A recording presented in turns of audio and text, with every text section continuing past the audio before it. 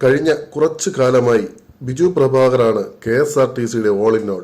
KSRTC chairman, managing director, ഗതാഗത വകുപ്പ് secretary എന്നീ നിലകളിലെല്ലാം ബിജു പ്രഭാകർ പ്രവർത്തിച്ചു വരുന്നു. രണ്ടാം പിണറായി സർക്കാരിന്റെ ആദ്യ 2.5 വർഷം ആന്റണി രാജുവായിരുന്നു ഗതാഗത വകുപ്പ് മന്ത്രി. ഇരുവരും ചേർന്ന് KSRTCയെ ഇപ്പോ ശരിയാക്കി തരാമെന്ന മട്ടിൽ കുറെ പരിഷ്കാരങ്ങൾ കൊണ്ടുവന്നു. അതിൽ കുറെയൊക്കെ നടന്നു. അവർക്ക് കയ്യടിയും കിട്ടി. തിരുവനന്തപുരം നഗരം വളർന്നു കാണണം എന്നാഗ്രഹിക്കുന്ന സോഷ്യൽ മീഡിയ ഗ്രൂപ്പുകൾ ഈ ബസ്സുകളെ പുകഴ്ത്തിപ്പറയുകയും ആളുകൾ പതിയെ പതിയെ ഓട്ടോറിക്ഷകളെ ഉപേക്ഷിച്ച് KSRTC ബസ്സുകളിൽ കയറി തുടങ്ങി.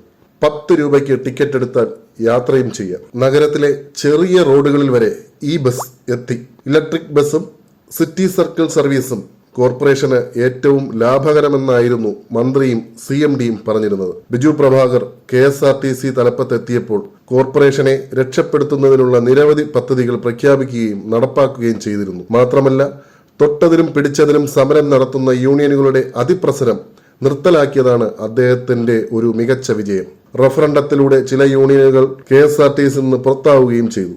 തച്ചടി പ്രഭാകരൻ എന്ന കരുത്തുറ്റ കോൺഗ്രസ് നേതാവിന്റെ മകനാണ് ബിജു പ്രഭാകർ. ആള് ചില്ലറക്കാരനല്ല. കുട്ടിക്കാലം മുതൽ രാഷ്ട്രീയവും നേതാക്കളെയും കണ്ടു പരിചയമുള്ള ഒരു IAS ഓഫീസർ. കേരള രാഷ്ട്രീയത്തിൽ തന്റേതായ വ്യക്തിത്വം വാർത്തെടുത്ത നേതാവിന്റെ മകനെന്ന നിലയിൽ മുന്നോട്ട് വെച്ച കാൽ പിന്നോട്ടെടുക്കുന്ന സ്വഭാവം ബിജുവിനും ഇല്ല.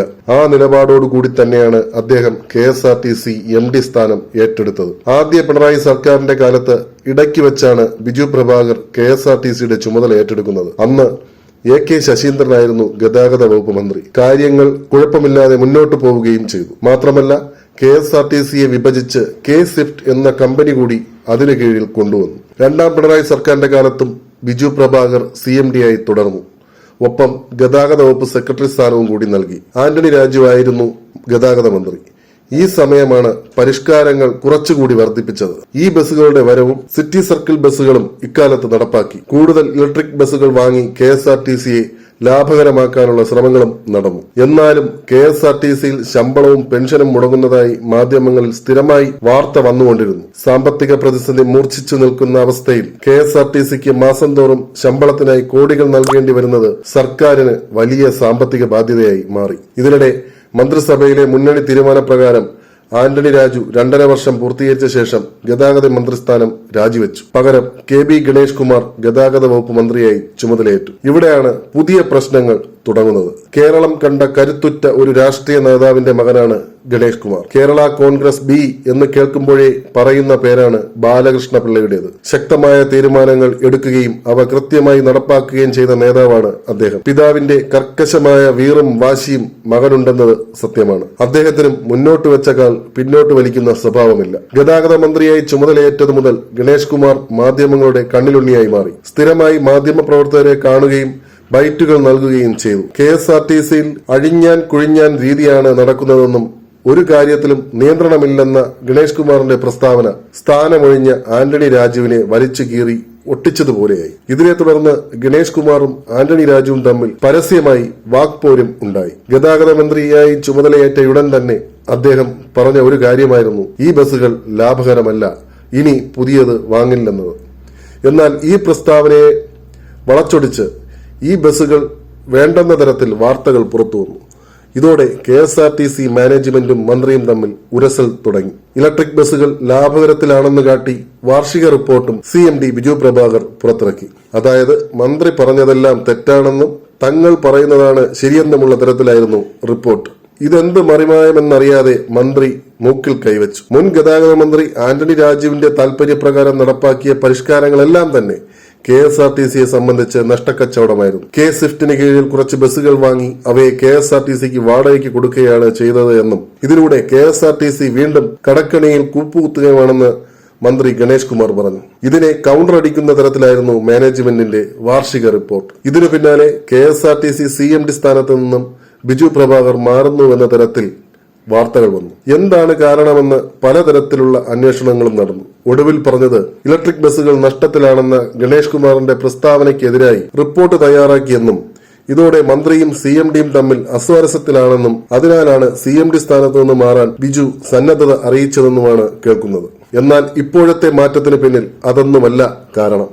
ഒരു ബസ്സാണ് ഇരുവരും തമ്മിലുള്ള ബന്ധം വഷളാക്കിയത് എന്നാണ് സെക്രട്ടേറിയറ്റിലെ പിന്നാമ്പുറ സംസാരം. എന്താണെന്നല്ലേ പറയാം. ആ സംഭവം ഇങ്ങനെയാണ്. വെറും ഒരു MLA ആയിരിക്കെ പത്തനാപുരത്തേക്ക് ഒരു സൂപ്പർ ഫാസ്റ്റ് ബസ് വേണമെന്ന് ഗണേഷ് കുമാർ ബിജു പ്രഭാകരനോട് ആവശ്യപ്പെട്ടിരുന്നു. എന്നാൽ എല്ലാ ബസ്സുകളും ഷെഡ്യൂൾ ചെയ്തു കഴിഞ്ഞെന്നും പുതുതായി ഒരു ബസ്സും അനുവദിക്കാനാകില്ലെന്നുമായിരുന്നു ബിജു പ്രഭാകരന്റെ മറുപടി. ഗണേഷ് കുമാർ പങ്കെടുത്ത ഒരു പൊതുപരിപാടിയിൽ അദ്ദേഹം ഇക്കാര്യം സൂചിപ്പിക്കുകയും ചെയ്തു.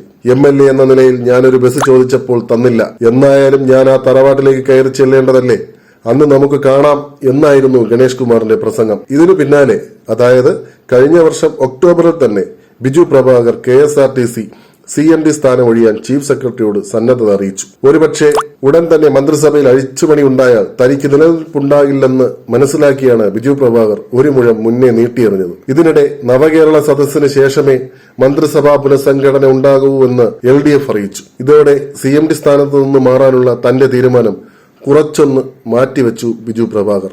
ഗണേഷ് കുമാർ മന്ത്രിയാകുമെന്ന തരത്തിൽ വാർത്തകൾ വന്നതോടെ അദ്ദേഹത്തിനെതിരെ പരാതികളും കോടതിയിൽ കേസുകളുമായി. അദ്ദേഹം മന്ത്രിയാകില്ലെന്ന് KSRTCയിലെ ചില തത്പര കക്ഷികളും വിശ്വസിച്ചു. ഇക്കാര്യം CMDയെ അവർ അറിയിക്കുകയും ചെയ്തു. എന്നാൽ നവകേരള സദസ്സിന് പിന്നാലെ ഗണേഷ് കുമാർ ഗതാഗത മന്ത്രിയായി സംസ്ഥാന മന്ത്രിസഭയെ നിയമിക്കുകയും ചെയ്തു. മന്ത്രിയാകും മുമ്പ് ചെറിയ ഉരസലുകൾ ഉണ്ടായിരുന്ന ഗണേഷ് കുമാറും CMD ബിജു പ്രഭാകറും ഒരുമിച്ച് ചില വേദികളും പങ്കിട്ടു. അദ്ദേഹം നിന്ന സമയത്താണ് ഈ ബസ്സുകൾ ലാഭകരമല്ല എന്ന് ഗണേഷ് കുമാർ പരസ്യമായി പറഞ്ഞത്. ഇതിനു പിന്നാലെയാണ് KSRTC വാർഷിക റിപ്പോർട്ട് പുറത്തു വന്നത്. MLA ആയിരിക്കെ ഒരു ബസ് ചോദിച്ചപ്പോൾ കൊടുക്കാൻ സാധിച്ചില്ല. മന്ത്രി ആയാലെങ്കിലും ബസ്സുകൾ കൊടുത്തില്ലെങ്കിൽ, അതും മന്ത്രിയുടെ നാട്ടിലേക്ക് കൊടുത്തില്ലെങ്കിൽ നാണക്കേടല്ലേ? CMD എന്ന നിലയിൽ ബിജു പ്രഭാകർ നേരിട്ട് തന്നെ മന്ത്രിയോട് ചോദിച്ചു, സാറിന് എത്ര ബസ്സുകളാണ് വേണ്ടത്? ഇത് കേട്ട ഗണേഷ് കുമാറിന് ചിരി വന്നു. ഇനി എന്തിന് നിങ്ങൾ എനിക്ക് ബസ് തരണം? ബസ്സുകൾ വേണമെങ്കിൽ എനിക്ക് ഓടിക്കാൻ അറിയാം എന്നായിരുന്നു ഗണേഷ് കുമാറിന്റെ മറുപടി.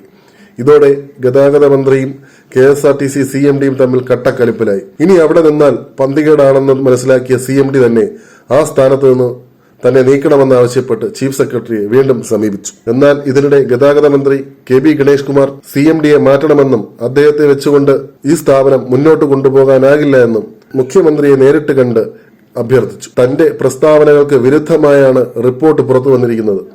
നിലവിൽ ഇവരുടെ സർവീസുകൾ ലാഭകരമാണെന്ന് പറയാൻ കഴിയില്ല. ഇതിന് തീരുമാനം ഉണ്ടാകണമെന്നും അദ്ദേഹം മുഖ്യമന്ത്രിയോട് നേരിട്ട് വ്യക്തമാക്കി. എന്തായാലും തന്നെ CMD സ്ഥാനത്ത് നിന്ന് മാറ്റുമെന്ന് ബിജു പ്രഭാകരൻ അറിയാം.